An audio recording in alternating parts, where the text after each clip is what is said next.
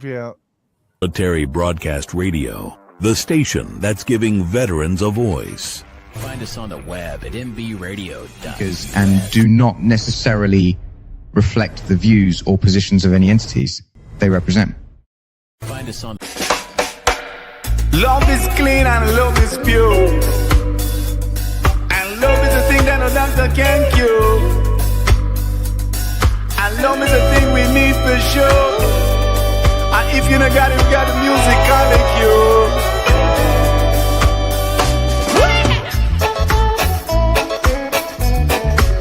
Reach out and touch your musical sound. No matter you're young or old, you got to let the good time roll.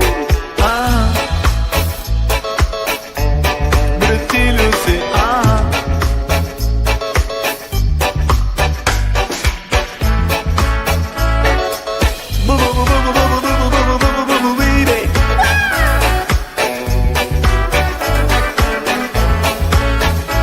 right on.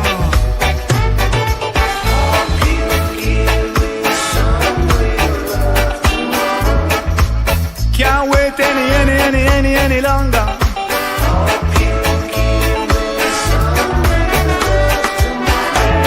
My love cannot linger.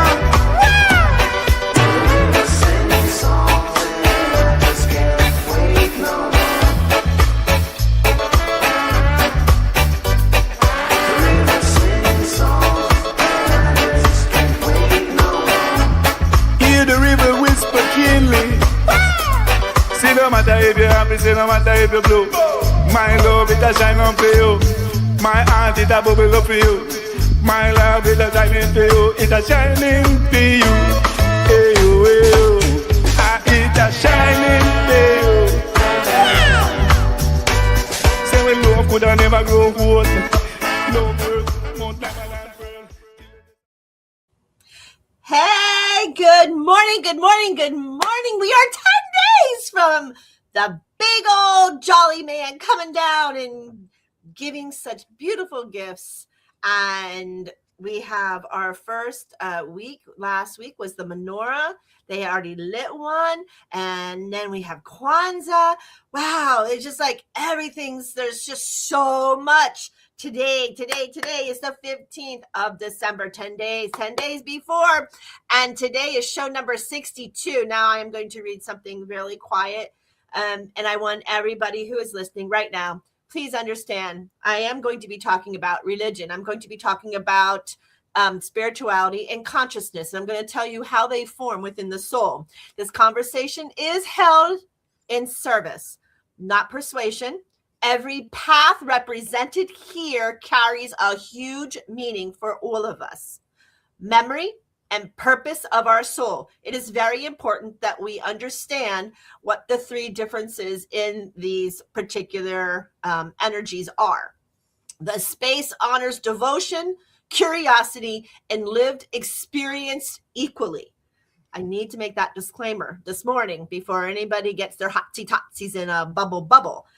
But today's show is number 62, and you know what that means. We ask and we go inside and we understand what the number 62 means in itself. And ironically, 62 is so a beautiful thing because the resulting total number is an 8. If anybody knows anything about an 8, whether it be numerology or angel number, it's infinite.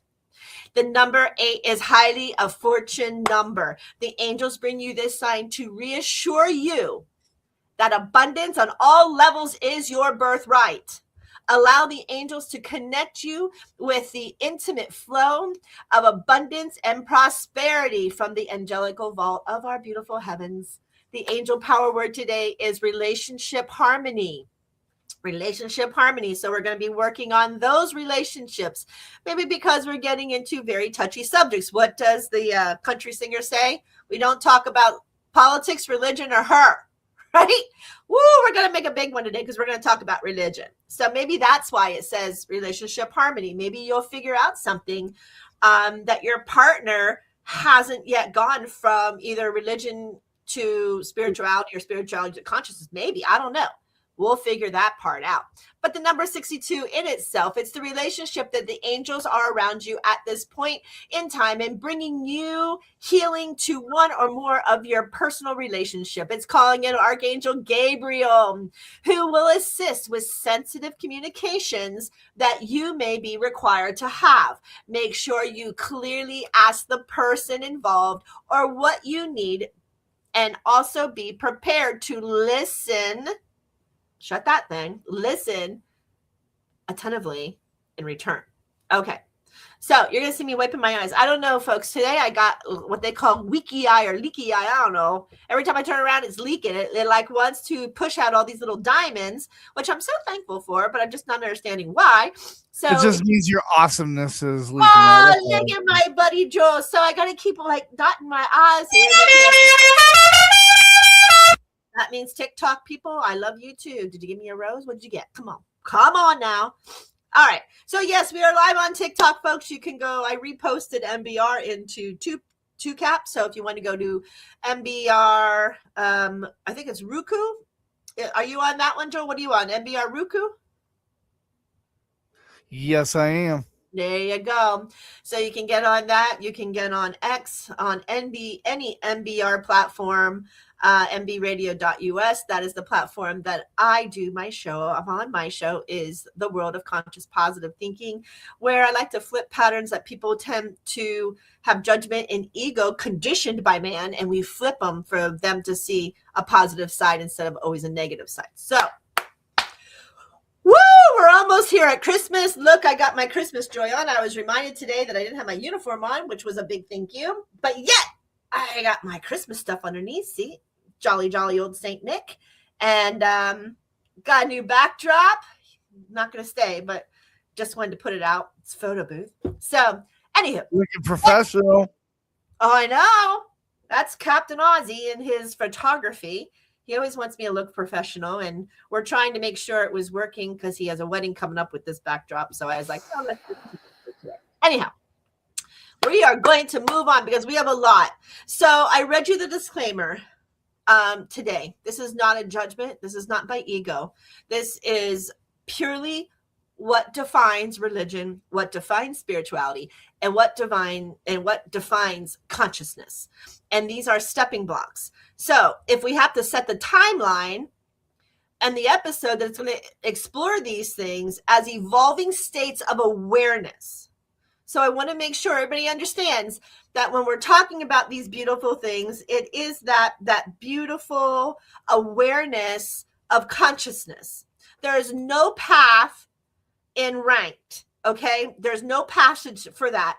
There is no belief in dismissed, and the awareness remains common ground. So we're going to set those parameters before we dig in, because I know it's going to be a touchy subject. But religion, spirituality, and consciousness, these are three stages of human awareness. This is my perspective. Most people encounter religion first.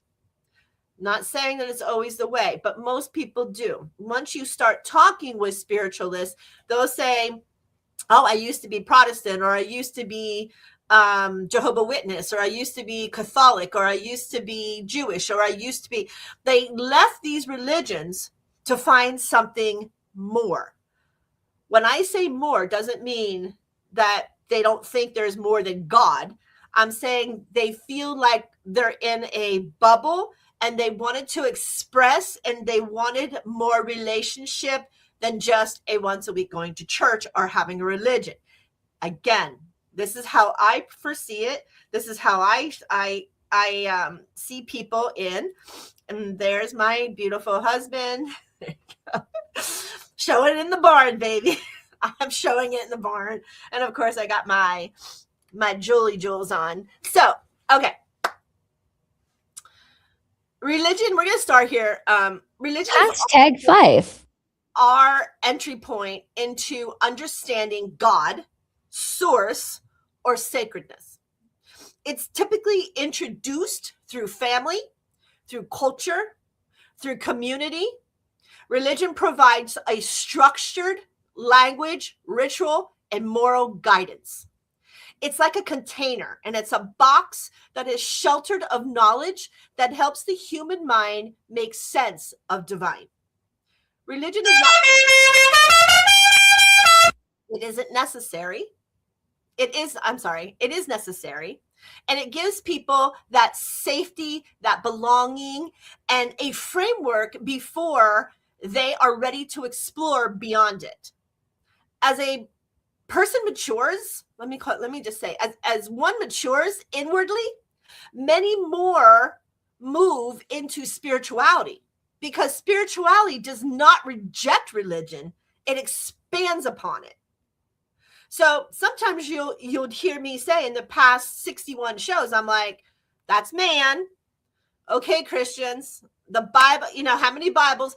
You'll hear me express this. It's not because I'm annoyed.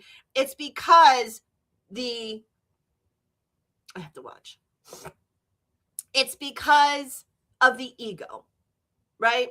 Once you remove ego and judgment from a religion-based person, their minds are able to expand. And so that's what spirituality does. Spirituality, it doesn't reject it. It just expands upon it. What is it that we're not understanding? What is it that we don't really know? And so for that matter, I'm going to put this up because I can't keep looking. There you go. I'm going to put those up. So where religion teaches us about God, spirituality invites one to experience God. So there's a difference, and there is a huge difference in this, because when we go to church or we profess a religion, Baptist, Catholic, Jewish, Buddhism, Hinduism, whatever that religion is, it invites one to experience or teaches us about the God. It doesn't allow us to experience with God.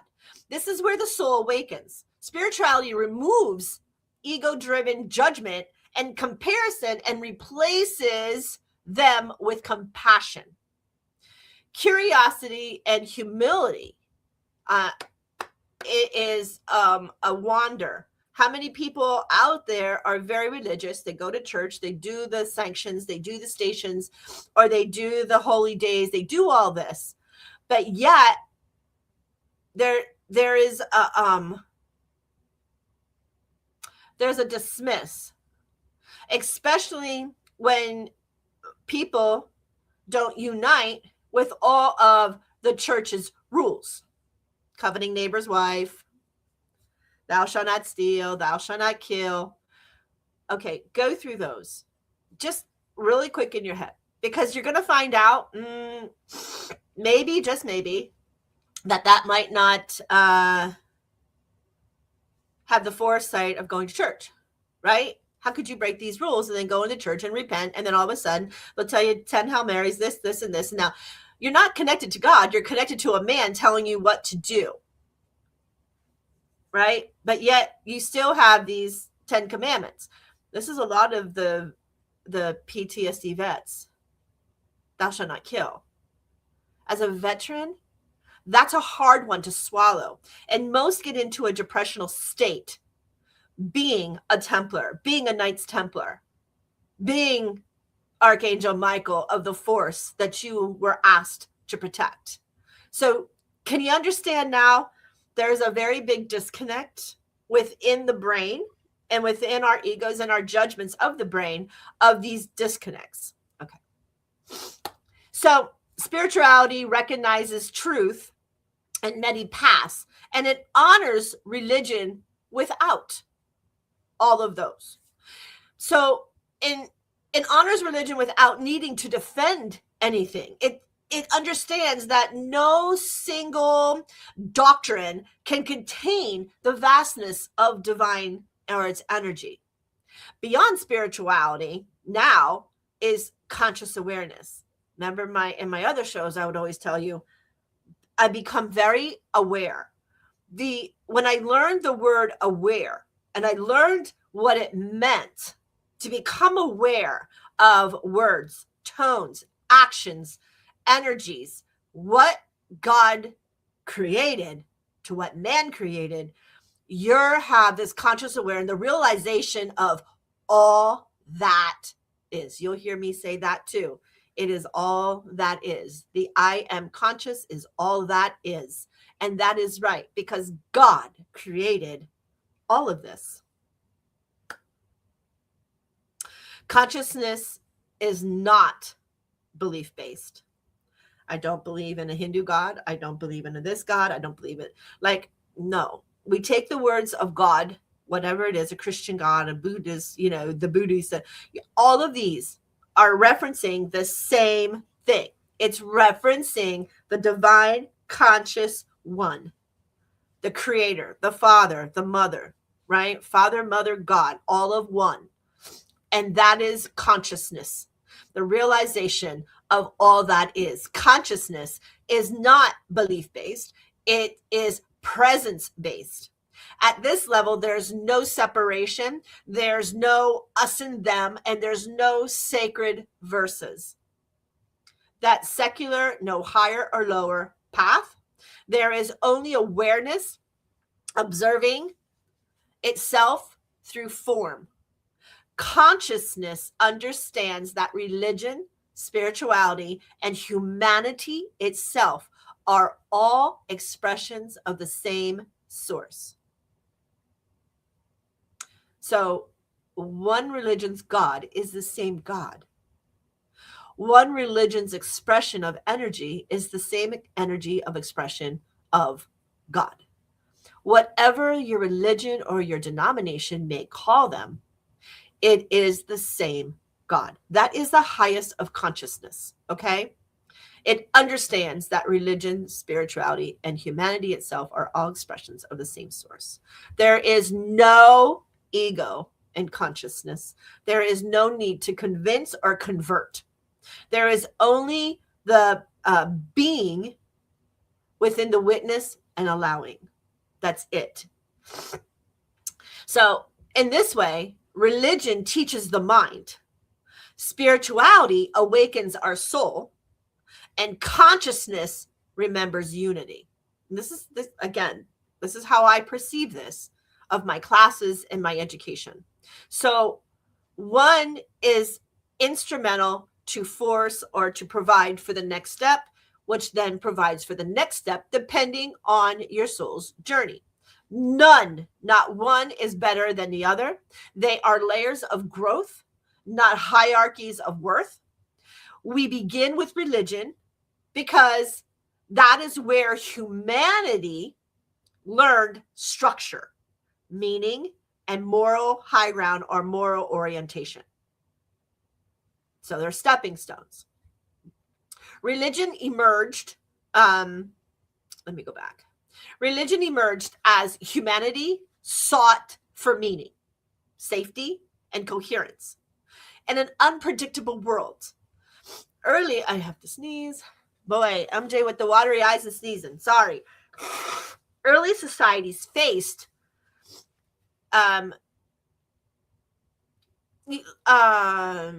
before sheltering, when you have a lot of these anthropologists who study the early societies, they face natural forces, illness, loss, and mystery. Religion organized communal life around shared stories, rituals, and values. So these systems stabilized groups and created continuity across generations. Religion functioned as a collective nervous system. It regulated a behavior, a transmitted wisdom, and it created moral agreements through the thoughts of God. The Bible, the Quran, the Swali, you can look at all of them. They all did the same thing, teaching the box of their religions. But what man did of these religions is man then used its egos and its judgments.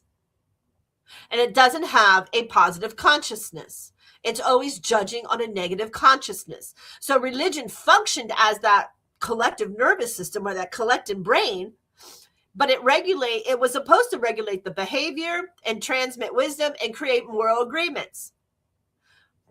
But through ritual practices, humans marked in time, through stories, they preserve that memory. Through the law, they established responsibilities, and every major religion formed within a specific historical and cultural context. So they all were based and ground on what they were going to teach man, right? Human man. That's right. The Hindu traditions emerged through evolved wisdom and cynical understanding of existence. Judaism developed around its covenant, ethical responsibility, and relationship with the divine. And now we move down into Buddhism and address the suffering through awareness and liberation. Christianity emphasized embodied love, service, and redemption. Islam centered and surrender to justice and divine order. Indigenous tribes, our native tribes, traditional, preserved relational harmony with the land, its ancestors, and the cosmos. Each rose to meet a very real human need within their society, within their province, within aging. So you see how all these religions box themselves in for something to teach of a higher vibration. I mean, let's go through them. You know, you have ethical responsibility, relationship of divine, suffrage through awareness was Buddhism, liberation. Maybe that's why I go into more Buddhism and Hinduism, because it's the awareness factor that I was developing. That's when I started taking the practice of those two on and reading and diving into them. It's the awareness factor that creates a balance for us. So just remember that. Give me 1 second. So now over time, the denominations, they all formed, all from Zoroastrianism. That was the very first religion found right now by man, was Zoroastrianism. So if you actually want to know where religion-based things come from, it's back to Zoroastrianism. So those denominations formed geographic separated communities. Languages shift, meaning political power influence theology, because your colonials, right? Your Egypts, your Jesuits, your Mennonites, everything decided to be its own pillar, its own colonial. So now all these denominations started to adapt their own form of what is God. Languages shift, political power influence. Then you have cultural adaptation, shaping practices, interpretation multiplied. Denominations reflect human devotion expressed through different lenses. They reveal commitment to preservations of meaning rather than evidence of divine division. In service-oriented communities, religion established charities, caring for the poor, the stewardships and responsibility long before modern institutions ever existed. Hospitals, shelters, educational systems, and humanitarian work grew out of religious roots.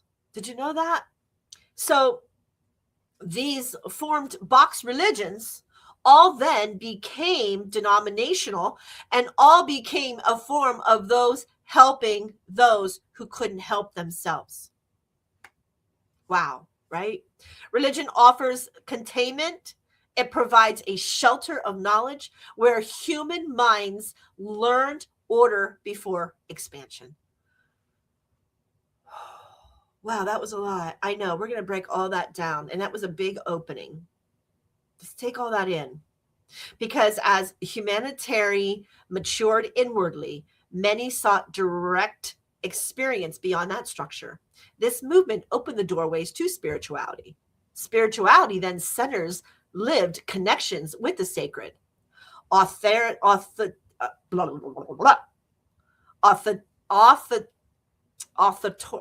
can't I say that word today? Authoritarian, thank you, gosh, moves inward.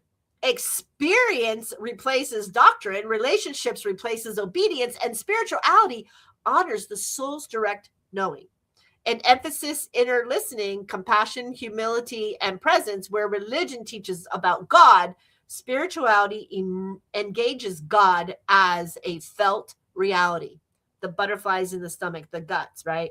The, oh my gosh, I got the chilly willies. Oh my gosh, I feel like there's chilly willies going down. All of these is how you spiritually felt in reality of the presence of God.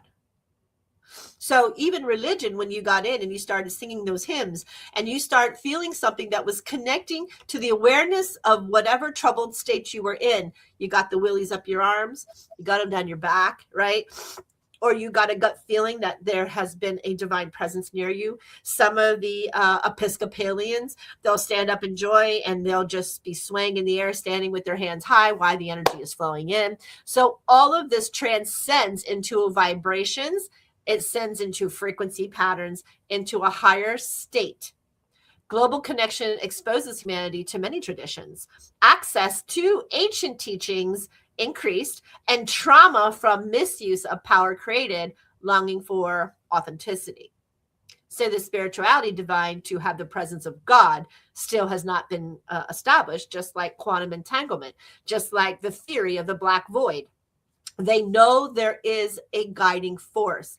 Is it the universe energy in itself with frequency? Is it the beyond galaxies that are pulling that frequency to a higher conscious level from the unconscious level? These are all ancient teachings that increased, but trauma from misuse of power created that longing for authenticity. So science began exploring the consciousness, the meditation, and the neuroplasticities, and then spirituality answered the soul's request for intimacy and healing. For service-oriented people, spirituality deepened empathy. It softened judgment, and it cultivated presence with suffering. Healing practices then emerged. Such healing practices as Reiki, such healing practices as Dr. Royal Rife, such healing practices as chromosomal energies, a chromosomal lighting. These are all products of people who know that God is the omnipotent power, but they felt boxed. And so then they moved into something that would further explain their relationship to God, that would further explain why this is. So when you see people who are stuck between yelling and disregarding spirituality or higher conscious presence, they're the ones who normally have their judgments and egos still intact. They're still in that box. They're still having these man, not celestial, not divine soul energy, right? They still have these practices going on. So compassion from the concept into embodiment. Spirituality just carries strengths, inclusivity, emotional intelligence, and reverence for lived experiences. So the more that your soul became on earth is the more that you have those things. And then the more that that soul ages is the more that they transfer from one religion into the spirituality, then into the consciousness. It also carries your shadows, You ever hear of shadow work? It carries these shadow works. Why? These shadow works are what ascertains the brain to becoming egoic or becoming judgmental. When that happens, now we have to sit back going, why? Where's that life lesson? Well, the soul hasn't been here very long. Maybe the soul has only been here, a handful of times, and it doesn't have the experience. So it has to feel that comfort and that compassion and that level. So now it is, when we have those shadows, it bypasses those unresolved pains. It's avoiding accountability, inflating identity through spiritual language. So mature spirituality integrates humanity, discipline, and service. It recognizes itself through the responsibility and the care for others. Spirituality expands religion rather than discarding it. It brings the sacred into days and lives. Does that make sense? Okay, now I'm going to give you a minute to pause on all of that because that is a lot. And I'm going to take a break. So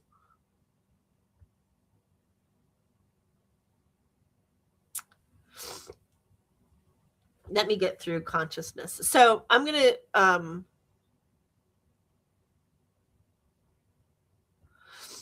to finish by saying about consciousness and then we're going to take a break. Well, let me just keep going here. Yeah. I want this to sink in, because there's so much, there is so much taught between religion-based, spiritual-based, and consciousness. The spirituality centers, they lived and connect with sacredness. It's always as an authority, like moving forward, but that's a bad word. I don't want it to say like that. It's like experiences replaces doctrine. How about that? So relationships replaces obedience. Spirituality honors the soul's directed knowings and emphasizes that inner listening, that compassion, that humility, and that presence. Where religion just teaches about God. It teaches that. It is the spiritual engaging of God as it's felt in that reality. So in modern times, spirituality expanded rapidly. Global connection exposed humanity to many, many, many traditions. Accessing the ancients' teachings have increased. And the more that the archaeologicals and the diggings come up, is the more that we find out that presence to be the truth. By finding triskels, by finding the spirals of man and that energetic connection. Notice that all the pantheons or the pyramids or the ancient buildings that they're finding are always instrumental of astrologies. And it's always instrumentals of finding time. And they're always instrumentals of finding the highest frequency of our spiritual DNA. Isn't that an amazing thing that we keep finding, no matter what colony or what that is? It doesn't fall back directly into a religional base. It falls into a denominational place of colony. That's an amazing access, because accessing to ancient teachings increases. Trauma from misuse of power created longing for authenticity. So that's how science began exploring consciousness, meditation, and neuroplasticity. Spirituality answered the soul's request for intimacy and healing. For service-oriented people, that spirituality deepened empathy, softened the judgments, and cultivated the presence of the suffering. It's that healing practice where it emerges. Compassion moved from concept into embodiment, where spirituality carries strengths, inclusivity, emotional intelligence, and reference for lived experience. It also carries those shadows, those bypassing unresolved pain, and avoiding accountability. It's avoiding that accountability, inflating identity through spiritual language. Wow, this is a lot, and I'm so sorry. This is the easiest way for me to break this down. Mature spirituality integrates humility. It integrates discipline, and it integrates the service to others, not service to self. Religion tends to be service to self. It recognizes that awakening expression itself through responsibility and caring for others. Spirituality expands religion rather than discarding it. It brings the sacred into a daily life. So beyond that belief and that experience now then lies the awareness in itself that then brings us into a positive consciousness. A consciousness that is referring to the awareness, recognizing itself through form, through other forms. No belief is required. Presence becomes the foundation. This here then is separation dissolves. The observer from the observed. Existing in the one moment. Compassion arises naturally, not as obligation. In consciousness, service flows without attachment to an outcome. Ego softens. Leadership expresses stewardships. Action aligns with clarity. Religion offers structure. Spirituality offers connection. And now consciousness offers unity. Wow. Humans move among these states across a lifetime of their soul. depending on where your soul is and how old your soul is all depending on the state that it's going to across and the time of the physical or the presence. There's no stage disappearance. Each serves its seasons. Conscious awareness, however, recognizes the religion side, recognizes the spiritual side, and ultimately recognizes the humanity as expressions of the same source. There's no hierarchy that exists. There's no path that holds monopolies to truth. Service rooted in consciousness remains steady, inclusive, and always grounded because it's already learned the humanitarian rights of its ego. There is good ego out there, as well as there's bad ego out there. Okay? Where are you in the conscious? Steady, inclusive, and grounded. Religion gave humanity the foundation. Spirituality opened your heart, and consciousness remembers the oneness beneath all of this, and all the names go away. When service flows from awareness, love remains present without conditions. There's no conditions plausible. When service flows from awareness, love remains present without condition. May every path be honored. May service remain rooted in compassion. May awareness guide our care for one another. Thank you for allowing me to share this space at this moment. I want to take a break. And today it's Christmas, so we're going to play all of the tunes we need here at Christmas. So let's go to, where are we going? We're going to go to the iconic Jingle Bells. You're listening to SBRradio.us. I am MJ right here with the world of conscious, positive thinking. We'll be right back.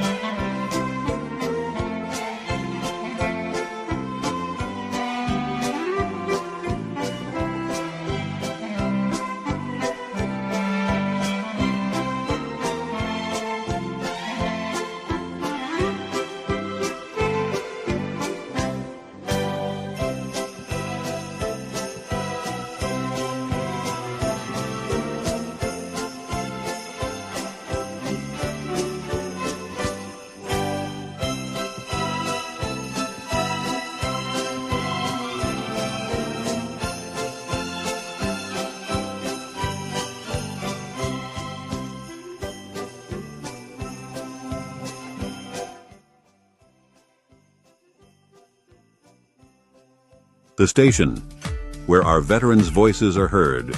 MBR Talk. Hey, thanks for supporting our channel by watching and listening. Find us on the web at mbradio.net.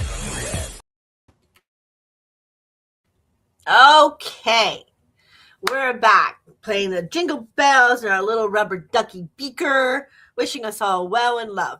That was really intense, and I know, and it was like, MJ, that was so, and I didn't know how to minimize this. So now that you can always replay that and listen, but there was so much I wanted to make you understand the journeys of a soul, and we're going to go back. Now we're going to go back. We're going to go back to the religion.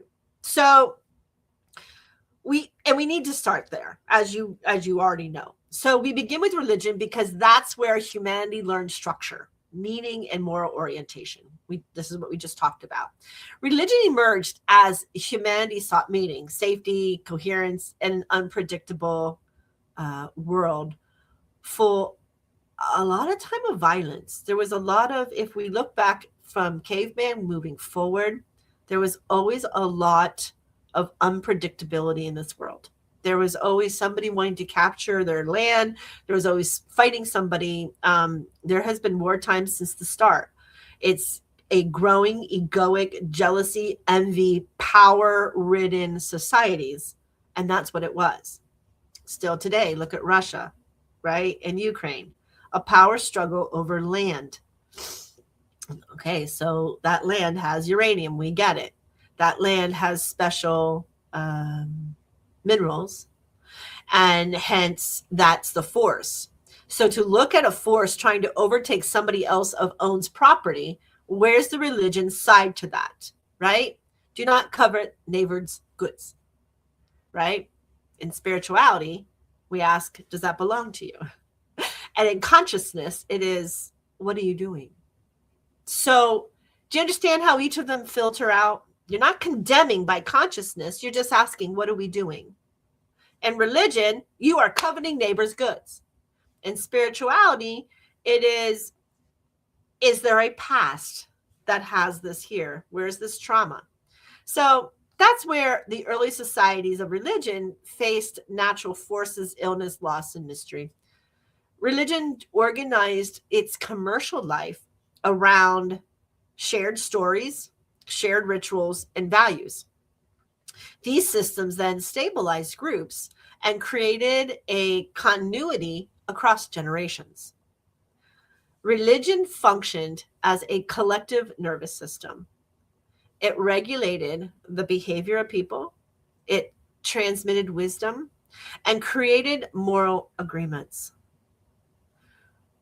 Through those rituals, humans marked in time through stories, through myths that they preserved and looked at as a memory. I want to stop right there because through story, they preserved memory. So if I tell somebody a story, now I just want to show you where religion is. If I tell you a story and you tried to repeat my story, unless you had an endemic mind, your story is going to waver by your perception of what I just told you. So religions, some of them, there's no longer, like Zoroastrianism, it no longer exists, right? And some of these other ones that are like Taoism or traditional native, their colonials are being remissed through fables or myths. Religion's practicing with the people. That's why the people started moving out, because there was some of these words. Paul, let's take Paul, right? Paul says Jesus said, but Jesus never said. But in Paul, you constantly hear Paul say, Jesus said, Jesus said. What did Jesus really say? There's a meme that goes around with Jesus, and it says, and he's holding his face like this on the meme, and he's like, I didn't say that. The same thing, how many times in your life, think about it. You're trying to promote goodness, and somebody who is unhealed twists your words, and they say, this is what MJ said. I'm like, I did not say that. I'm sure you can I'm sure somewhere, somehow, somebody manipulated your words for either bad or good for their own purpose. So religion modifies through time, which is why the religional books like the Bible or the Quran has over 3,000, not the Quran so much, but the Bible has over 3,000, some say over 4,000, because they break away from the religion, right? Cuba, I love Cuba. My husband's from Cuba. I feel these people have been enslaved to that island in their religion. Their religion was Catholic. Most of the people, 90% of the people, unless they were indigenous form, were an actual Catholic. But then when it went communist, they were no longer allowed to go to church. So they decided to pull what they know and create something called Santeria, where it embodied Ifa, another religion in Africa, and brought Ifa within the Catholic, what they perceived, because they were no longer allowed, and they built them together so that they had their own festival. Then it gets worse. So then that person who was trying to do the right thing for the enslaved or the impoverished people, they brought it with man's ill will, with man's nastiness, and with man's egos and judgment, and turned Santeria into a negative religion using cult things as animals or people's blood. You see how that worked? So religion functioned as a collectiveness, again, but through law, they were established a responsibility. And every major religion formed within a specific historical and cultural context. Just like that. And you're thinking, well, the poor people. Well, the poor people in originally in Cuba did not create that to be that ugly. Never. Man did that. Man's egoic judgment did that. To now have to sacrificing a religion where you have traditional Cubans going, that's not how that went. And you have the other side going, that's exactly what they wanted. The scornedness and my deities and the Orishas, my Orishas will take care of you. Do you really think the Orishas, that's what they want? They want to punish people? They want to take their free will from people? It starts to be a very then egoic center.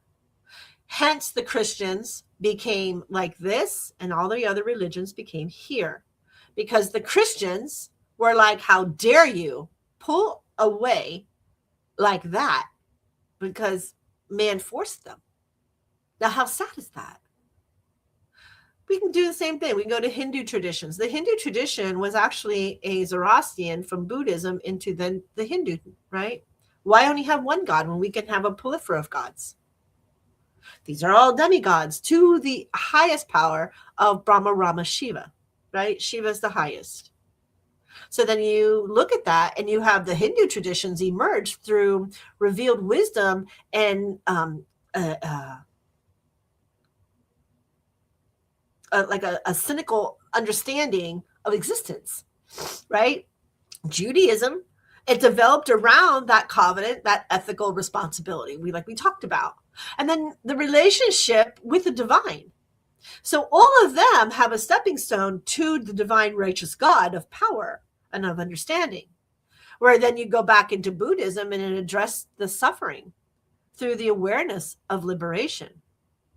When you talk about Buddhism, though, and you look at the Buddhist monks, everything is okay, right? Tentani was my teacher, and every day he smiled to know that your presence alone meant you were okay.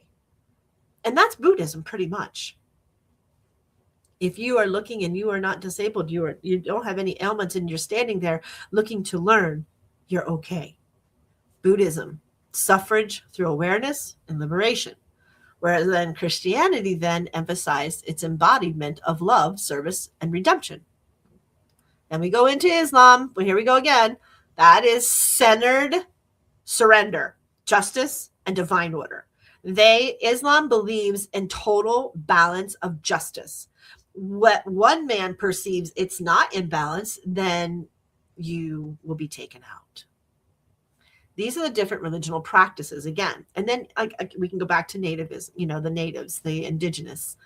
And it's a preserved relationship and harmony with its land, not with people. It's with its land. And then the ancestors. So through the land, they have land medicine. Through land medicine, they go into ancestralship, and they go then further into the cosmos. And then each arose to meet the real human needs of what it is. There's a poetic justice of a guru, right? A guru who sits underneath an olive tree, sits there, or a banyan tree, and it sits there, doesn't speak. It's almost like a monk that don't speak. They just sit there. Then you have people who constantly want the wisdom of the guru, the wisdom of that person. So they're stuck. They come, they sit down with the guru underneath the tree. They sit with him for 2 days. Nobody says a word. There's no words being spoken.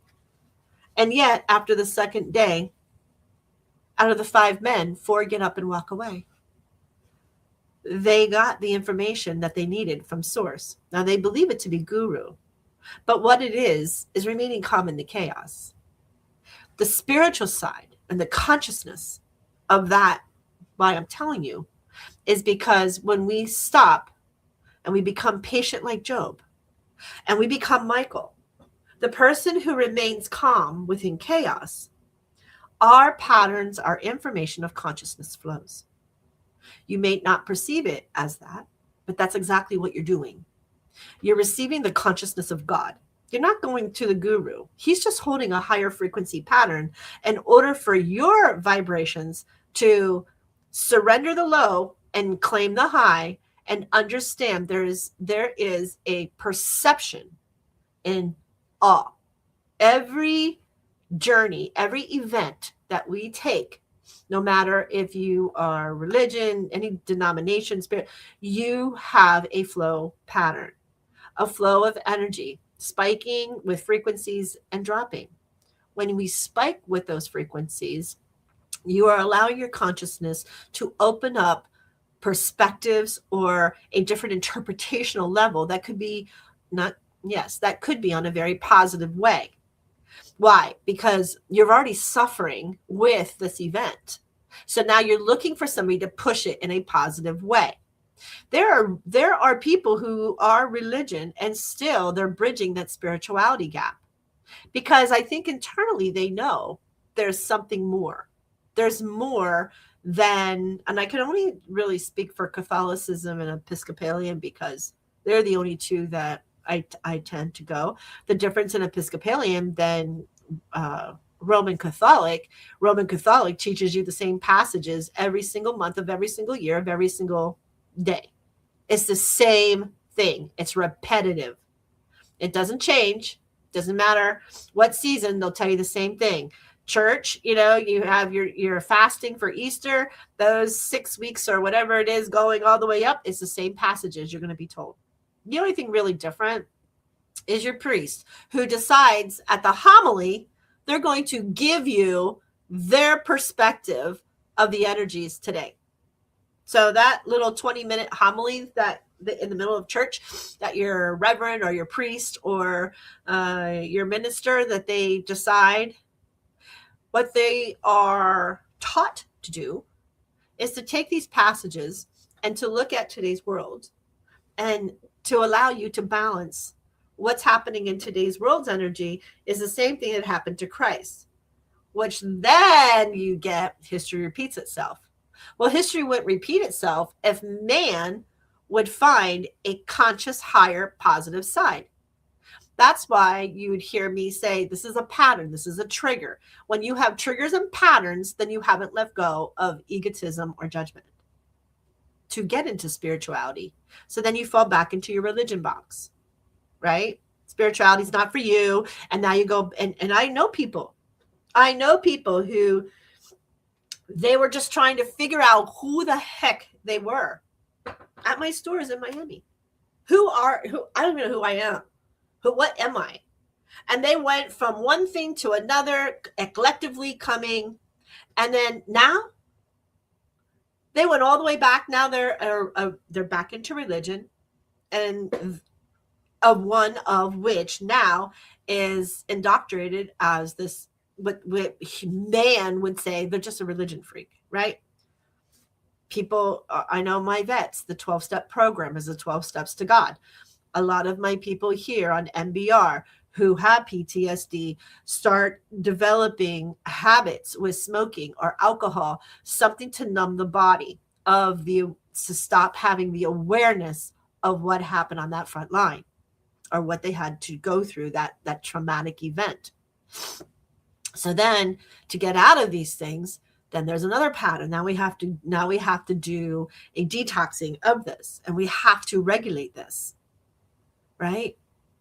And so in those, for instance, I know the members here on this radio station, they are counselors of that 12-step program in finding the Christ. And they'll tell you that Jesus Christ is king and God is king, and that saved them from these events, these traumatic events, or from having a drug or alcohol-induced substance to feel numb.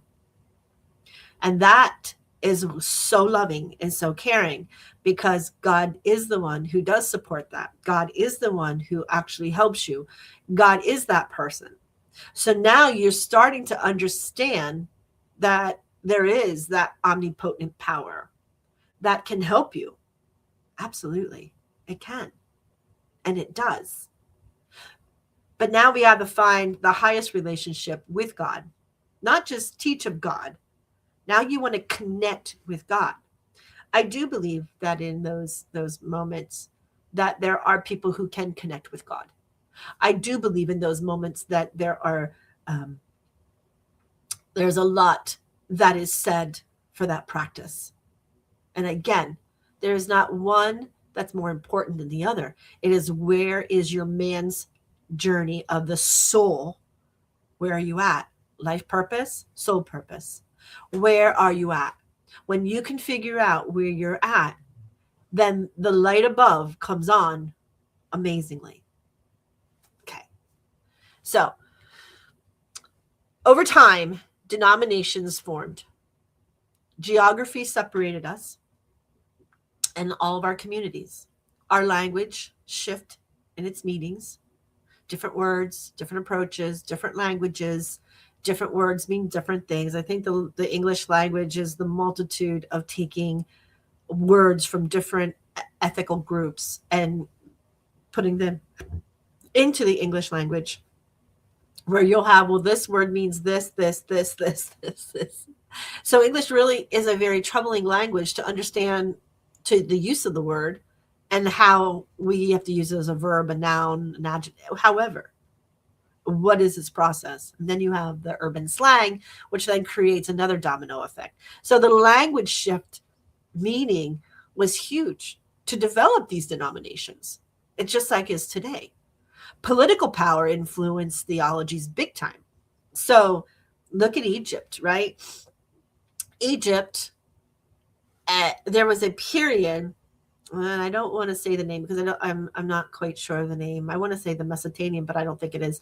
But anyway, there was a time in Egypt where Akhenaten became the sun, was the sun, the powerful sun was God. They denoted that sun. That's why you always see the big round disc on top of their heads. That was their devotion of their denomination of Egypt. That was the sun god, and they changed it.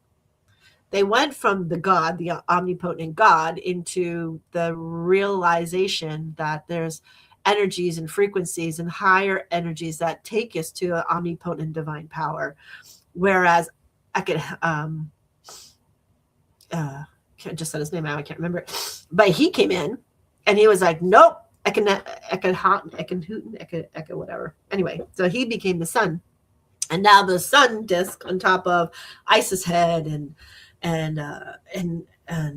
all the pharaohs had this huge sun denomination. But then that was only short-lived, and then it went right back into the next pharaoh that it was no longer the sun god. It was the omnipotent of the divine energy of the divine power. So again, that political hierarchy, SAR, power, influence, theology along the way. Christianity, as you know, you were in the catacombs. You were so secret. Even the Templars who brought it into fruition were very secret 2,000 years ago. And you brought it into that. So cultural adaptation then had to shape its practice. So as we hid in the catacombs for Christianity and the white brotherhoods and the Templars, they all were trying to hide the Christianity because it was looked badly upon. And so then there would be a slaughterhouse and there would be wars and people would be killed because of it. Interpretation then multiplied.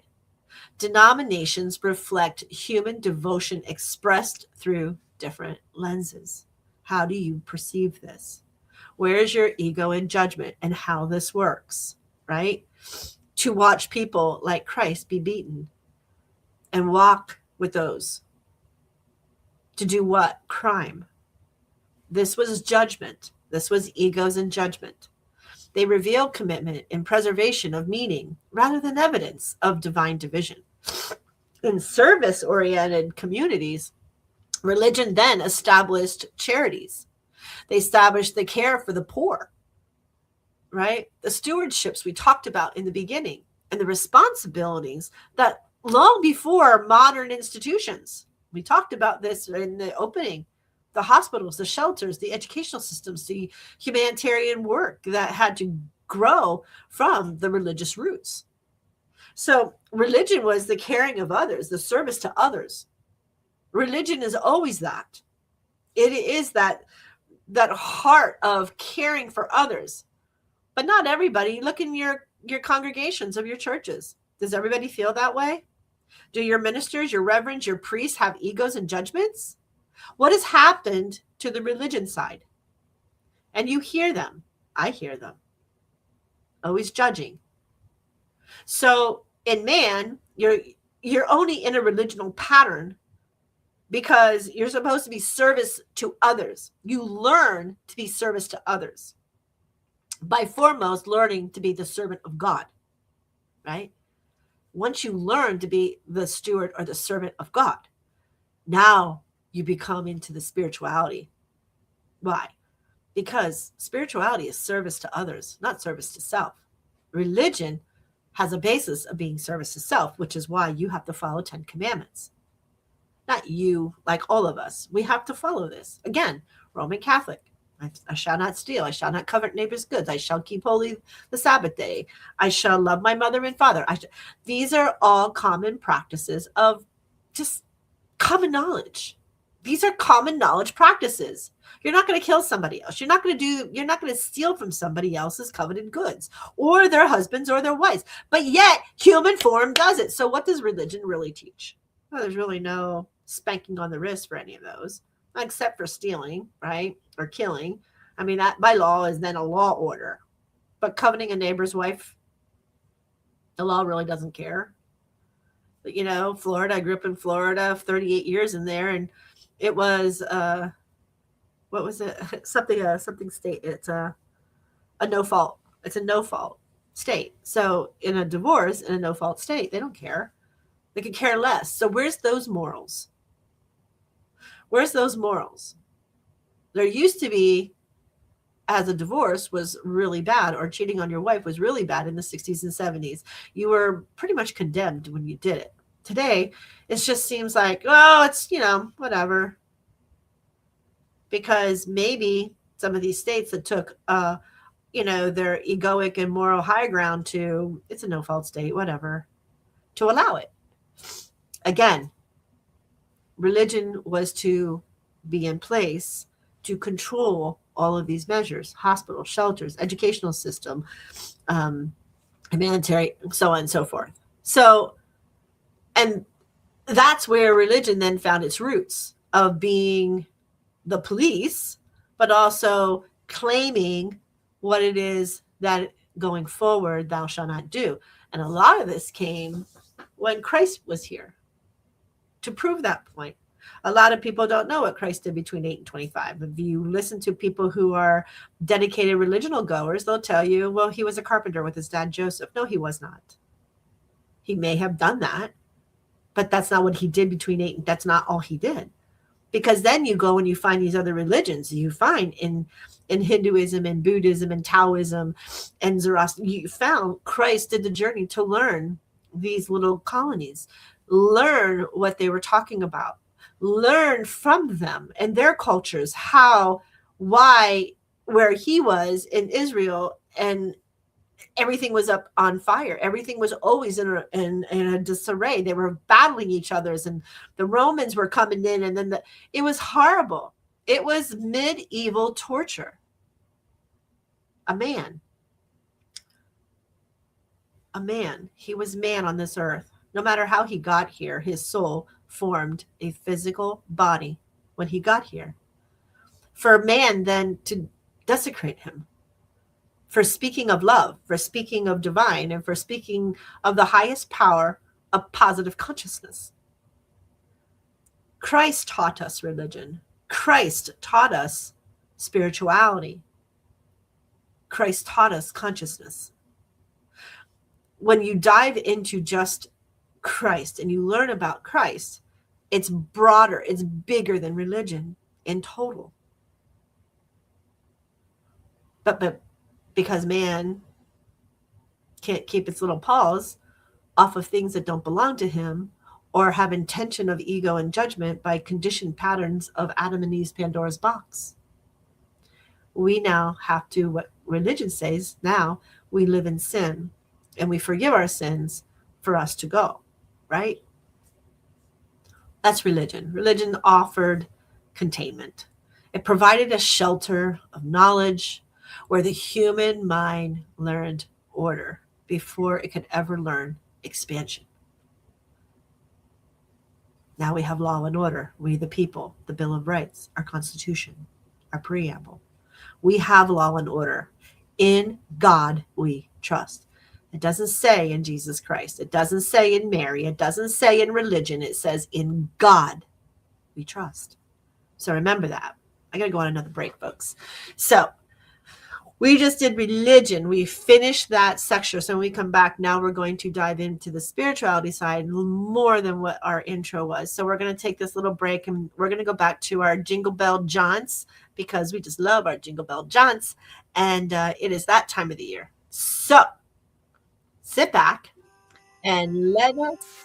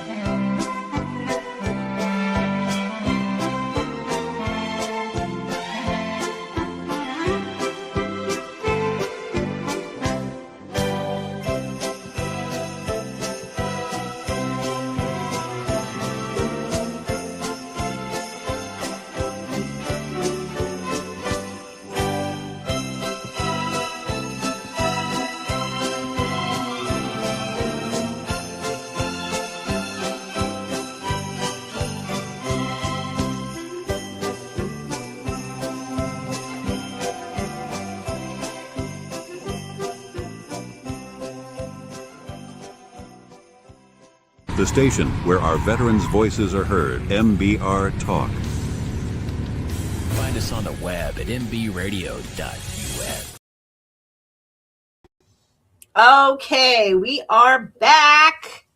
We're back. Okay, so we just got done speaking. And if you're just tuning in, yes, I have some kind of watery eyes today. I'm not quite sure why, but yes, you're going to see me rubbing my eyes.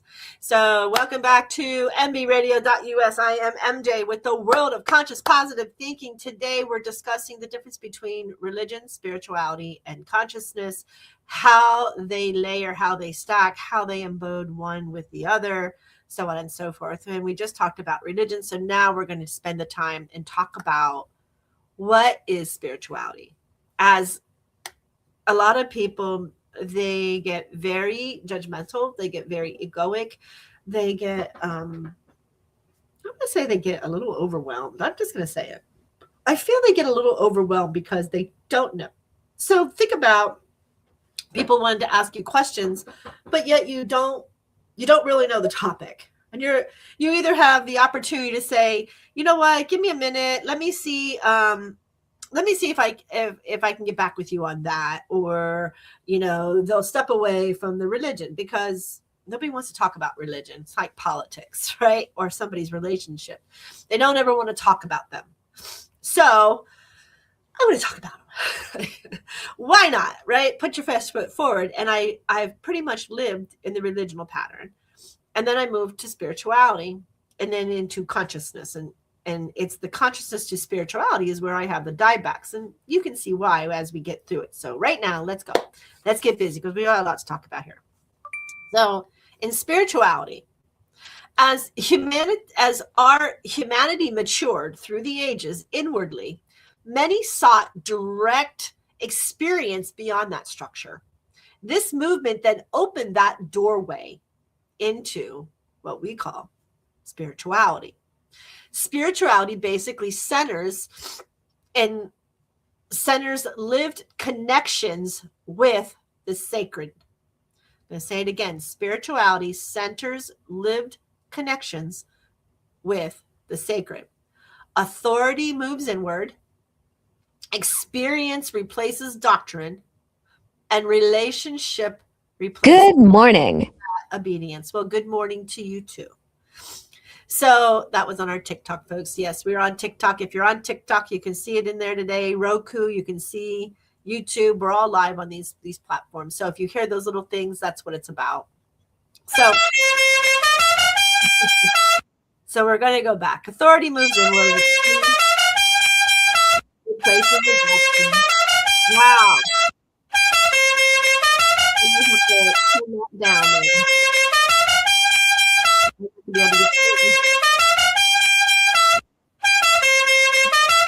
Those are all gifts. I'm taking the information. But we have to turn that down. I'm not sure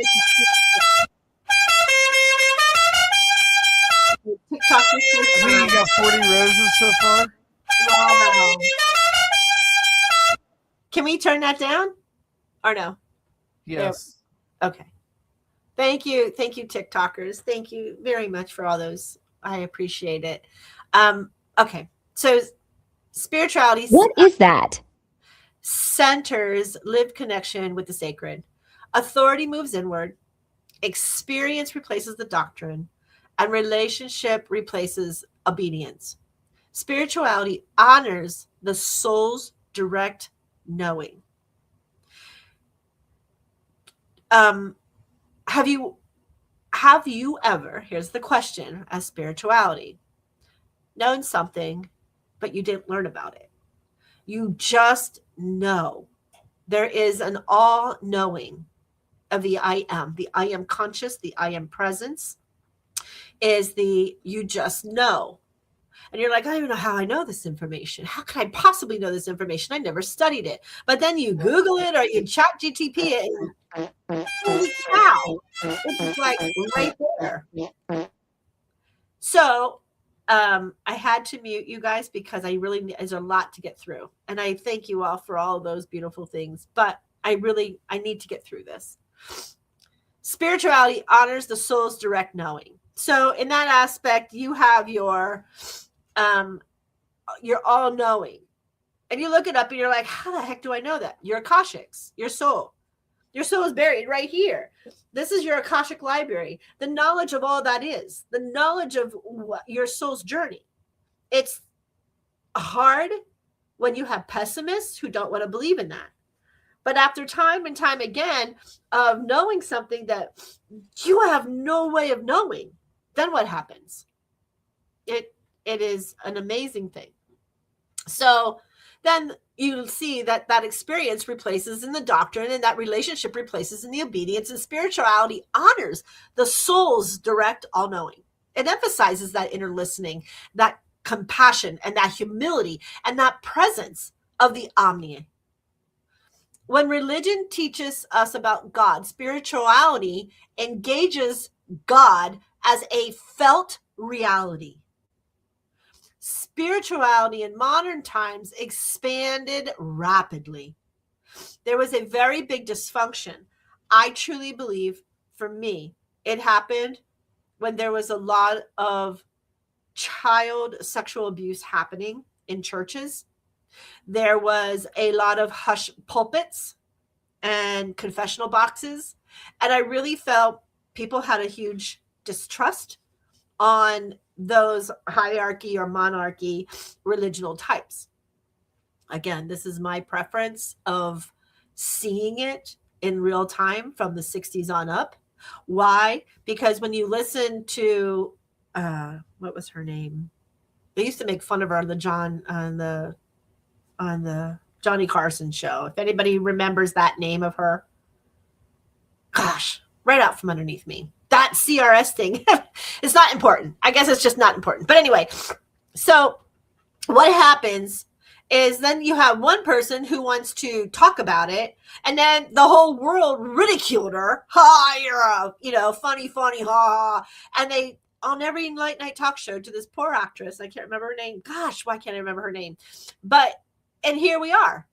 They poo-pooed her to death, but it was the becoming of such an awareness. She was like, well, that's up to you guys. And she literally lived within herself because she knew that that was God energy. She knew that, where that religion teached about God, but the feeling of God was never within that teaching until she moved to that. So that global connection exposed humanity to many different traditions and many bad things in the religion boxed form. Access to ancient teachings then started to increase rapidly, because it's within the ancient teachings that we find the higher moral grounds, right? We find that in the ancient teachings, there was obedience, there was order, there was law. And for us to regain what now man was taking away from such a sacredness of religion, it really hurt. It felt that in the heart of a lot of parishioners who would go to church every Sunday or Saturday night or whatever it was. But then with all of these things happening in the archdiocese or in engaging where the pastorals became very egoic, very judgmental, then they became alcoholics, then they became, like you read about them in the 70s and the 80s. Every time you turn around, there was something in the churches molesting children. The priests, the reverends, these people were not healed enough to hold that position, then tainting the religional world. People started moving. This is the global connection exposed humanity to these things. This is the exposure. So then they had access to the ancient teachings, which they were like, I'm missing going to church, but I refuse to go to that church. I refuse. And so what's happening? Then they have access to all the ancient knowledge online because everything became online, right? So trauma from the misuse of that power created the longing for the authenticity to be real. For that authenticity to be real, science began exploring consciousness, meditation, and neuroplasty. And then that's when spirituality answered the soul's request of that intimacy and that healing within. that spirituality, I talk about it on the show a lot. That was a lot. It was a huge, he said it. Who was his name? Catherine Coleman was the Tonight Show with Johnny Carson in the 70s. There was somebody else. I thought her name was Sarah. I can't remember. But there was somebody else, Joel. Thanks for that. But there was somebody else in the Johnny Carson show. A lot of them. The David Letterman show. And I can see her. She had blonde hair. I want to say Sarah, but I don't think it's Sarah. Anyhow, thank you for that. Yeah, so that's when the trauma from the misuse of the power created the longing of the authenticity of the religional practice, which moved these people. So then now we had to have the spirituality answering the soul's request for intimacy into a one-on-one with God. I don't know why religional people don't believe that its parishioners can do that. Why they only think that the minister, the reverend, the priest, that they're the only ones who can talk to God. It doesn't balance. There's not that balance when you become aware. Remember I said that aware word? When we become aware of such things and we really go into depth about such things, of that awareness, things start to change in perspective. They start to change how we think. So, as we keep going on, for service-oriented people, spirituality deepened its empathy. So now we became empathetic people, which having empathy is one thing, but being an empath, that's hard. So when you find people deepening their empathy into an empathic world, right, it can lead to a softened judgment. It can lead to an awareness of why it happened. Not that it was right, but wise. Why things happen. So within that suffering, or you have the healing practices then start to emerge. How do we heal this? We let go of stuff. We start in our chakra patterns. We start in our vortex or our centers to release these things that man in the consciousness are continuously doing within the religion of practice. So that's when you'll have a different fallout of people, because you have the egoic judgmental side, but continuously in their religional practice. And now you have this spiritualist saying, I don't like these egos. I don't like these judgments. I don't like being caught with these skeletons that I can't talk about. And they shove them under the rug and all of a sudden the soul and the person is so weighted. They're going to church and they're going to the confessional and it's not doing it. They don't have the omni connection to God. They have the connection to the people of the church and the hymns, the lyrics of what man prescribed as the Bible, the words of God. Well, if it's the word of God, then why does God's words change over 3,000 times? In the beginning of the Bible, there's 16 passages, thou shalt not judge. So spirituality became that consciousness of understanding the soul's journey, of past traumas, past events that were learned, or past things that we decided we were no longer going to establish. The people who commit suicide, they have to come back and live all these things again. Why? Because they decide that it was too much and they're cutting themselves short and they're gone. That was a conscious decision of that physical person who couldn't find the healing mechanisms within their religion. Do you understand? So spirituality becomes an awareness of understanding what the foundations of the omnipotent God of all love, there's no judgment. That is very difficult. But spirituality teaches us to let go and to let go. And as every center and every vortex gets cleared and we understand the emotions, we understand the language. One of the things that I mainly do in the classes is when somebody's having a really rough time, especially my vets. I love my veterans. I know they struggle. They struggle with this so much, with these events that they saw. Children, women, just abused within the powers of war. It's horrific. It is such a why man, why? I say, why man, why? Why does man constantly want to have an enriched, entitled power and not balance? And I struggled with that even as the veteran.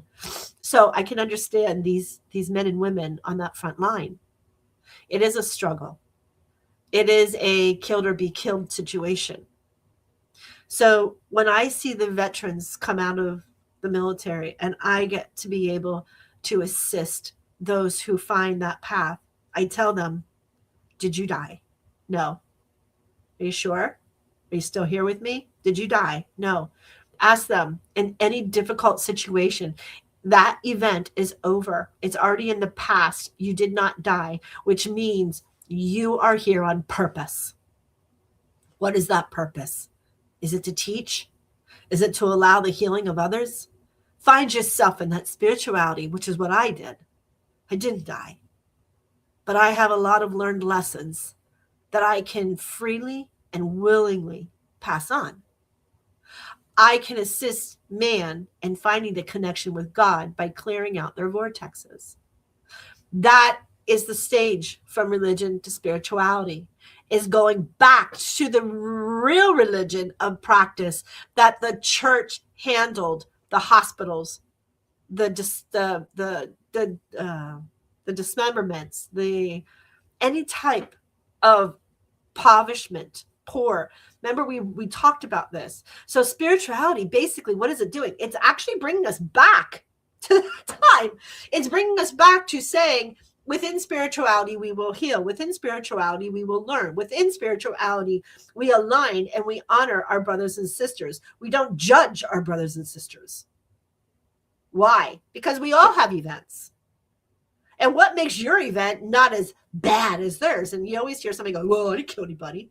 Really? It boils down to not killing somebody? But your negative words and your harassment and your abuse mentally, I'd rather be dead, seriously, than have to live in a society filled with people who don't want the best for you. That's my difference. This, again, this hurts because I was very devoted Catholic with my mother, a Roman Catholic. I was devoted until the church hurt me. The religion itself is not supposed to hurt somebody. It's supposed to raise you in a higher vibration to reach God. So then you question the ministers, the pastors, the reverends, the priests. You start questioning their teachings. You start questioning where they are in that religion and why are they in a box? They're in a very fine box. And we have to be able to understand where they fit, why they don't fit, why did religion take such a damn hit? And why is religion now, with Charlie Kirk's death, increasing rapidly? Wow, is that a twist, right? But if you ever listen to Charlie Kirk, he doesn't say he's religious. He says he's spiritual. Listen to his stuff. When you have the Spirit of God, when you have faith and know that Spirit hit you, you know. He had a one-on-one relationship with God. He talks about it. So he moved from a religious standpoint, even though he went to church. Remember in the beginning, I said there's not one to outdo the other. It's how to balance them all. And where we as human balance all of this. So with Charlie Kirk, it made everybody aware of his martyrship. It made him aware that he was perfectly fine going back to his Father, Mother, God, his omnipotent power. It increased, why? Man shall not kill. On the spot of a holy martyr, thou shalt not kill. And there it was, facing the people in the face. Now, for your people who don't believe in religion, you're antichrist or you're atheists or you're radicals. They'll be like, so what? he was just as bad, because he would tell you, no, he spoke for himself. When you ask a question, the answer that he gave was his honest answer. You didn't like the answer. It's not for you to protagonize him. You're your own person. Get on your own freaking pulpit or your stage. But that's not what some of these college kids did. Some of these college kids came out running just to try to prove him wrong. Who does that? Unhealed people. People who didn't have a foundation of religion or God in their life. That's who does that. That is the radical. And state by state, you can tell where it comes from. It's just like colonies, right? It's just like that. Different colonies, different, religional practices point you in that defense mechanism or that unhealedness to acerbate that. It's horrible. It's a horrible place after you learn it. After you have removed a lot of the stuff, it happens. And man, we are here to learn. We are here to have these issues. We are here to understand a lot of these issues. So the healing practices of spirituality emerge. The Reiki practices, it does not follow a religion. It is to help heal the centers of the body. That is one reason I became a Reverend of Light. It is why I took the courses I did, to remove all that no longer serves the highest purpose for me to reach my omnipotent God. I had to remove my inner child traumas. I had to remove those who trespassed against me. I had to remove those that coveted from me. I had to remove these things. Once I remove them, I can only vibe higher because I've accepted to let go. I've accepted what it was. And I've accepted to learn into the fact that these lessons, where's my part? And once I found my part, then the rest is on them. And that is where it stays. It is their learning lesson, however they choose, but not for me. For me, I have forgiven. Forgetting, I don't know if anybody can ever forget because it's in our Akashics, right? So you're not going to ever forget it, but you will constantly forgive them and smile because they are so unhealed. And that is where you can just then smile. And you know that whatever you wanted or whatever you gave into, it's okay. Really, everything in life, it is okay. So service-oriented people, spirituality, they deepen their empathy, as we told them. And that's a hard thing to get through in spirituality because now you became that empath who wants to suffer everybody else's pain. That is not a place where you want to stay. You can feel it, you can honor it, and then you need to let that go. And then you need to move into clairsentient. Because once you move into clairsentient from being an empath, you no longer, you understand it and you're sensitive to it, but you don't have to feel it. So they're the two differences. It softens into the judgment. It cultivates the presence of the suffering. And then we go to healers to ask for their assistance to heal those centers if we don't know how to do it ourselves. Compassion then moved from the concept into embodiment. Spirituality carries strength. Inclusivity, emotional intelligence, and reverence for lived experiences. When you see a soul who walks around and every time you turn around, they have a broken arm, they have a disease, there's something going on. Always. I'm one of them. Every time you turn around, there is something. I packed so many life lessons in this lifetime so that I could assist in what was really needed, which was some other people, Honora and Esmeralda, and obviously now my husband, Ozzy. It was a movement I had to do. I had to learn these lessons. The other day, I was dumbfounded. I went to Denver, everybody knows, out to Valor. In the fishing and hunting industry I was a business developer. And for almost 30 years of my life, that's what I did. Trade shows, tourism, hospitality, business development, all of these things. Very capital, very, very about the golden yen, right? And I learned people. I learned their idiosyncrasies. I learned how to picture people's energy and who they were and how they talked and how they stood for themselves. It was a great lesson for me. Great lesson. Because then I was empowered to be that higher positive version of consciousness.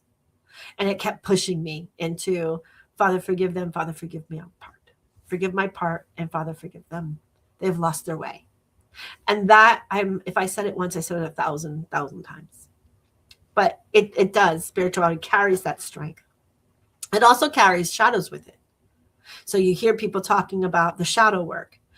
In order to have a highest form of spirituality to lead into consciousness, your shadow work or your unconsciousness needs to come in. How does that work, MJ? Well, that works as if you are a salesperson and you know that there is a problem when somebody always calls in, your higher self wants you to stay in your positive consciousness, your personality of your egos and judgments, and in the main thought of the now, of the presence, you have to figure out where you have learned. For me, if my ego or my judgment wanted to show up my face and go, oh my God, this guy again, right? And I would say it before I answered the phone. And I would like, give me strength, give me passion, give me kindness. Before I even pick up that phone, I ask God. That's my relationship with God. Give it to me. I need it now. Please, please. I would pick up the phone, change my ego, right? By smiling. Even though he couldn't see me, I had to change my ego. And the easiest way for me to change my ego is smile, because it confuses my ego. So I'd be like, hey, hi, how are you? Yes. Someone goes, MJ, you're bipolar. MJ, you're not psychologically right. And that would be the comments of somebody who was in religion or not religion. Because you're judging me. You figure out how you need to heal your event. I figure out how I need to heal my event. And if my event is going to be putting negative words and stuff out there, then it's going to come back at me. If my awareness points out ugliness, then I point that ugliness awareness back out. Did you not say that? Did you not have that face, that tone, those words? These things make that ego. Words, tones. So in spirituality, I have to let go of that. I don't even like to read the Bible. To me, where I am right now, I can't watch any of those shows. The Chosens, I can't watch those. I can't read the Bible. When I say I can't, I know that's one of those words I shouldn't use. I don't want to. I understand it. My soul lived through it. I already know it did. And I've already learned it in this lifetime. I don't need to be reminded how abusive somebody was to our reigning son of God. Why do I need to watch that? I don't want to watch it. I think it's for the unhealed to see how violent even the Bible was, how violent those times were 2,000 years ago. Very violent times. They're still violent today. So maybe playing those would hammer those people who have to really look at it again and make it go through and go through and go through. But for me, it's not me. And I won't do it. So spirituality carries strength. Bypassing unresolved pain, avoiding accountability, and inflating identity through spiritual language. So these are the shadows. In spirituality, these are where we have to be. So my unresolved pain is, I thank them for showing me and making me learn the Bible, making me learn Christianity, making me learn Zoroastrianism and Hinduism and Buddhism and Taoism and Judaism, making me aware of the religion that these people came from, allowed me, including Islamic, including indigenous, the natives, You know, people always say the white people took out the natives. Are you going to tell me there wasn't a native who saw a stranger walking on their land and they didn't kill them? I'm going to reverse that. Hence the reason I still do Christopher Columbus and I don't do Indigenous Day. Why? Because you weren't there. I wasn't there. Today's times, that was a learning life lesson. That just because they're foreign doesn't mean they're dangerous. So why did the Indians throw the spear at the white men? Why did the white men use their gun on them? Where was the fear? It all revolves around fear. You come in with fears, as we learn in spirituality, and when you can create and knock down these fears, you become a higher in vibration. Okay? That's the accountability. Mature spirituality integrates humility, grace, discipline, and service. So as you start undoing the veils and the undoing, and you start vibrating into a higher consciousness, and you can kind of get out of your solar plexus, which is your breadbasket, getting into the heart space and leading up into the higher vibrations, it recognizes that awakening expressing itself through responsibility and caring for others. Look at Facebook.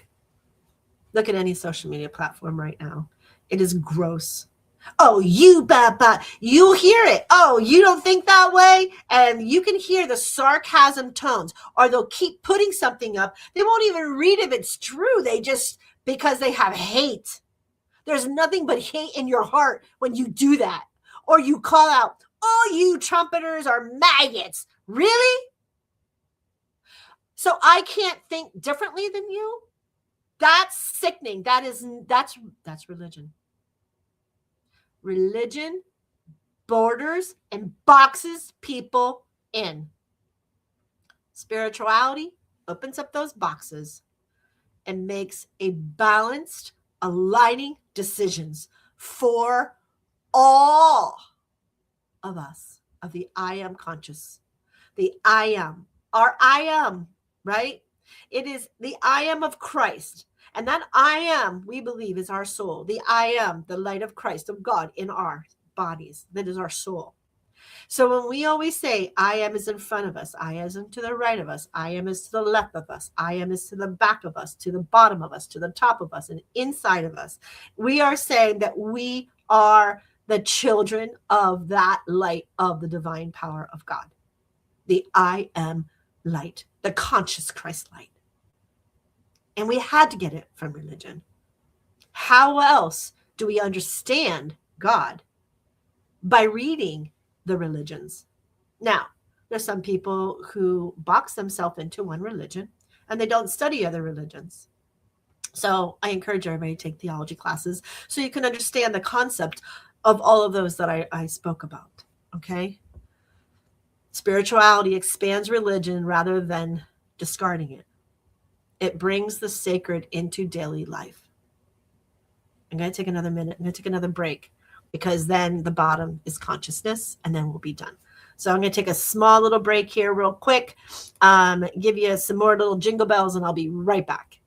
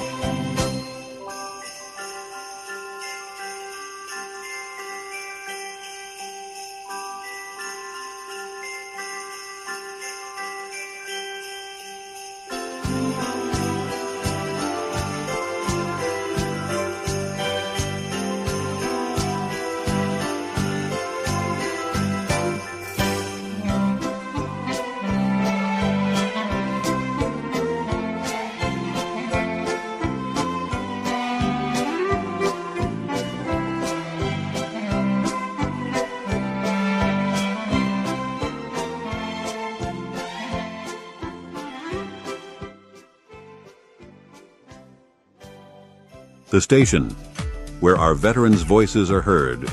MBR Talk. Hey, thanks for supporting our channel by watching and listening. Find us on the web at mbradio.us. All right, Jingle Bell Hoppers, we're back. We have a lot to run through here. And don't worry, we will get it moving. So now we just did religion and spirituality. Now we're on to the consciousness. So beyond belief and experience lies the awareness in and in itself. This brings us into a consciousness. I call it positive consciousness. Consciousness refers to the awareness recognizing itself through form. No belief is required. It's not that way. Consciousness is all that is. It's all, everything. It's not segregated. It's not a pattern of a belief. It's nothing. It's all. Everybody, every one of us, brothers, sisters, doesn't matter. It is all the awareness of recognizing itself through its form. No belief, no presence becomes the foundation. Here, separation just dissolves.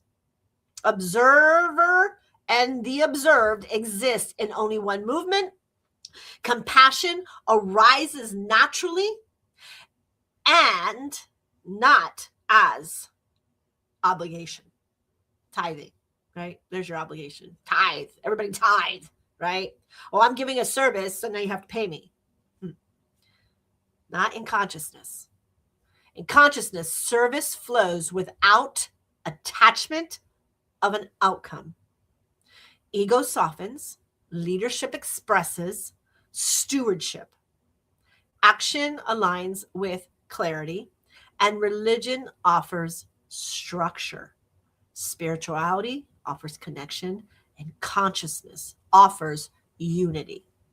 Humans move among these different states across their lifetimes. It's very obvious. You can see when people say that's your judgment, that's your ego.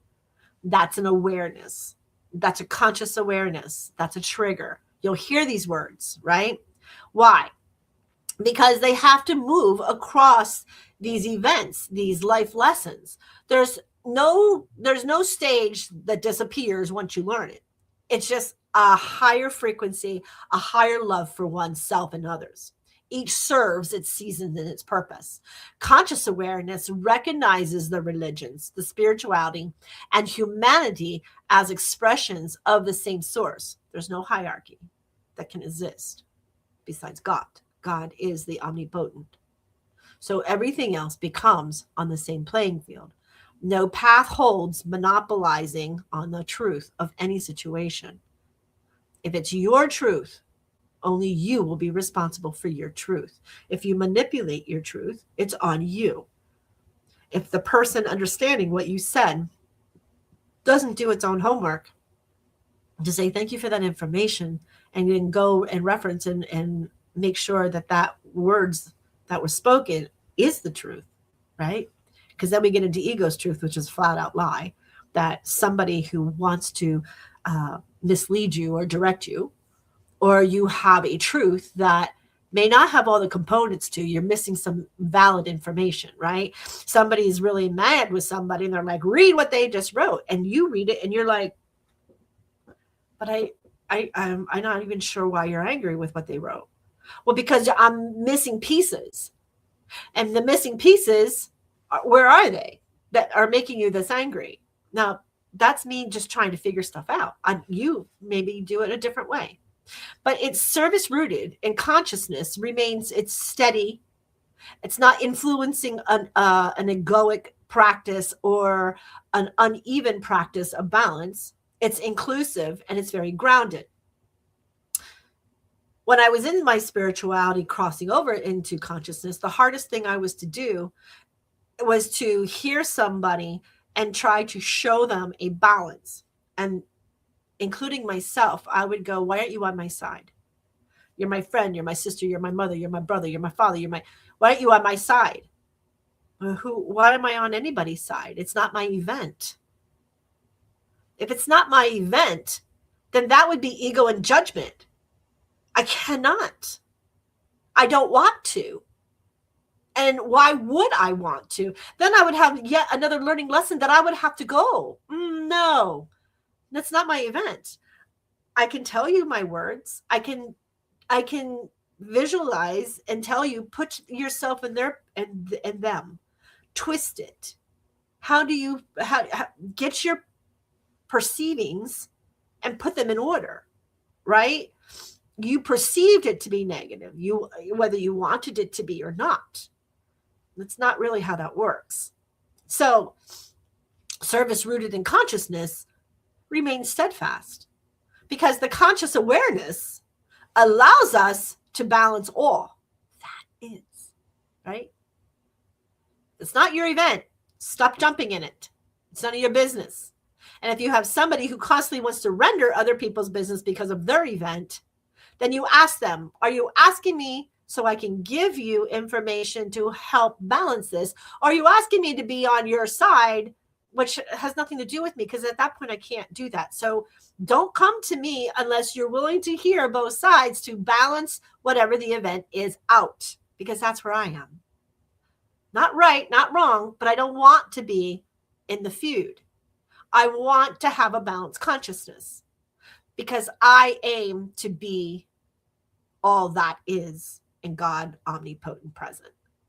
And if that is how I have to be, then I speak my truth. If my truth offends you, it's on you. Same way as somebody spoke their truth to me, it's on me if I get angry. And then I got to find that seed. If it's a misspoken truth about me and I get angry, again, it's on me. Okay? It's my event. I have to fix it. So if somebody talks about me and they say that is my truth, is it then my judgment and my ego that has to get healed and say, I'm very sorry. Now, thank you for the awareness to make me look at this. Or do they do it viciously? If they do it viciously, that's something different. Okay. Religion gave humanity foundation. We talked about that.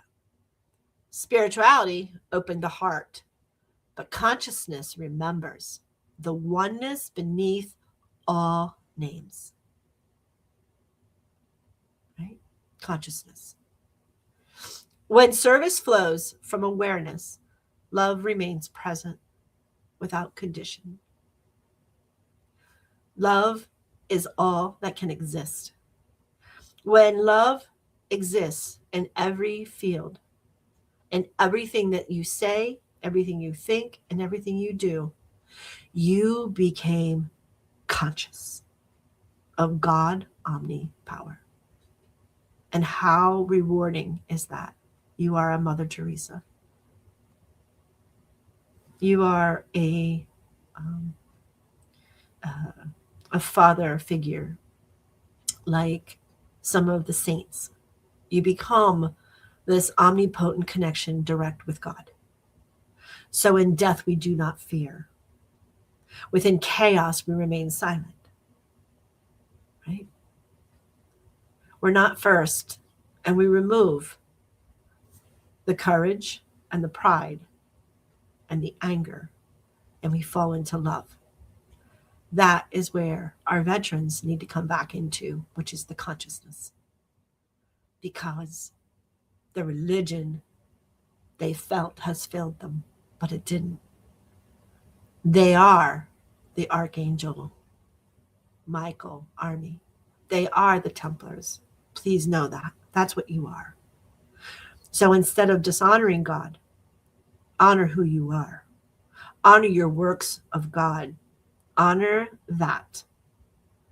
Maybe it's time to remove yourself from religion into spirituality and build upon the spirituality of consciousness. That's what you got to figure out. That's what we got to figure out, folks. Where do we lie? Do we lie within the boundaries and boxes of religion? Are we open to engage in the truths of the I am conscious? I don't know. I don't know your journey. I don't know how long your soul's been here. I don't know that. That is for you. You need to figure that out. But if you're going to church and you still find anger and resentment and you still find depression and sadness, something is not connecting. What is there that's not connecting? Maybe it's time to take that next step. Maybe it's time for you to further your journey into the higher consciousness and move into something that's going to suit you. So you can learn about God, then you can connect with God, and then you can relate to God, right? Don't become just an empath, because when you become an empath, everybody's troubles are yours. So move from that situation and learn how to cleanse and clear that which no longer serves a purpose. I hope we learned something between religion, spirituality, and consciousness today. It was my divine hope, and not hope, it was my divine faith in the omnipotent God to serve such a message during these beautiful holidays that a lot of religions are celebrating. So may every path be honored. May service remain rooted in compassion. And may awareness guide your care for one another.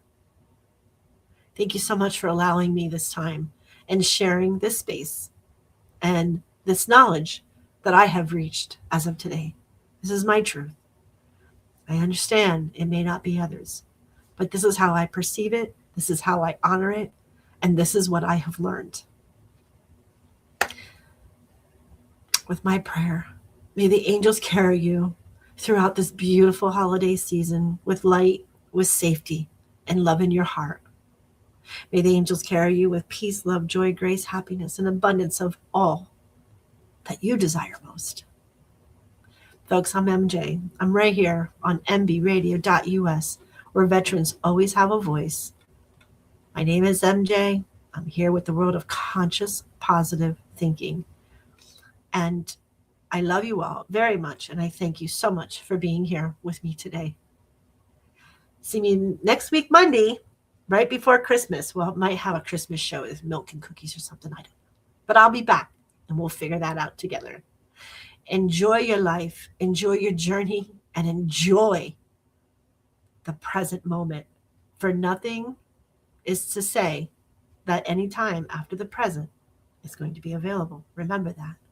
Love yourself, love others, and live in peace, love, and harmony, and all will be well. We'll see you next time, folks. Life is like a duck. Tough times don't last, but tough people do. Here at Military Broadcast Radio, we're teaming up with our friends at Die Tired, the veteran-friendly music band spreading strength, resilience, and mental health awareness, one shirt at a time. And check this out. Their brand new shirts feature broadcast beaker right on the breast pocket. A reminder that you can weather the storm, and you're never alone. Shirts are only $25, and proceeds support giving veterans a voice. MBR's mission to teach veterans how to podcast and videocast. Because when our vets are talking, they're not overthinking. They're not second-guessing. Together, we stop the 22 stigma. Grab your shirt today at mbradio.us and hit the shop. Or go directly to toramerch.printavo.com/merch/dietiredband. That's toramerch.printavo.com/merch/dietiredband. Suit up, stand strong. Remember, we're unduckable together. You're built tougher than the storm. Ladies and gentlemen, thank you for tuning in to Military Broadcast Radio. As we wrap up today's show, we want to remind you that the podcast of today's episode will be available right after we go off the air. So if you missed any part of the show or want to listen again, be sure to check it out. And remember, we're here to support and honor our veterans. Your stories and experiences matter, and we are committed to giving you a platform to share them. That's right. We're here to give our veterans a voice. So don't forget to catch the podcast and stay connected with us. Giving our veterans a voice.